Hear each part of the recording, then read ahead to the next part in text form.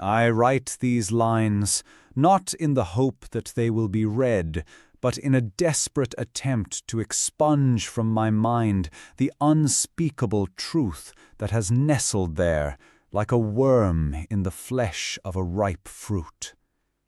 It was in the waning of October, when the mist lies low and the wind carries secrets through the trees, that I returned to the ancestral manor of Wrenthorn.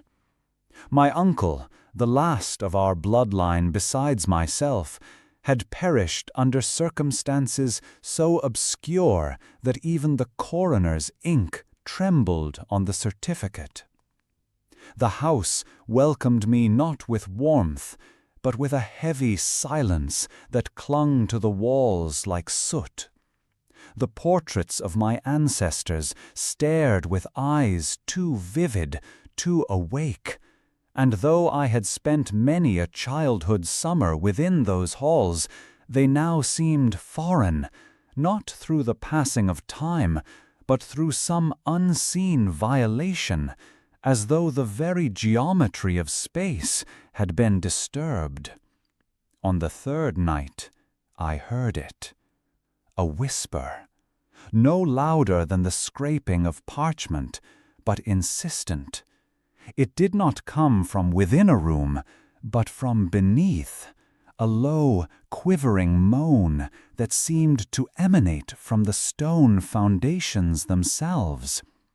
At first I dismissed it as wind through the cellar grates, but as the hour advanced, the murmur took shape, syllables folding upon themselves like wounded birds. Alone, still, alone.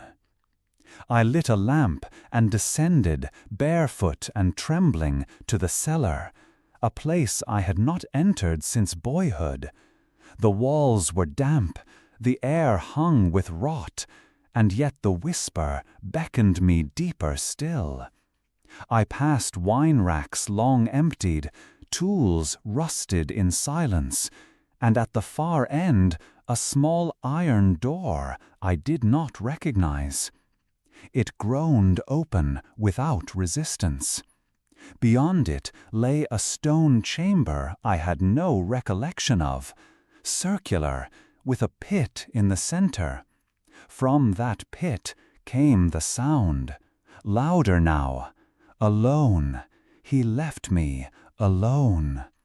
Madness, I told myself, the echo of grief, but I could not turn back. I fell to my knees and peered into the pit, the lamplight barely piercing the dark.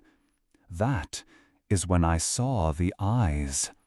Twin glints reflecting my flame, human eyes wide with agony, embedded in a pale, hollow face below. And then the whisper became a voice, clear and ragged. He sealed me here, my brother, your uncle. I was the heir. He left me to die. The truth fell upon me like a tombstone. The old stories of a quarrel, a vanished brother, a sealed room, they had been dismissed as family lore. Yet here, now, proof spoke from the earth itself. I fled, but in fleeing I left the door open. Since that night the voice has grown bolder. It echoes through the pipes, the hearth, the very grain of the floorboards. I have tried to flee the manor, but it holds me, not with chains, but with guilt. I am heir now, yes, but not by right, not by blood, by silence. And silence, I have learned, is never empty.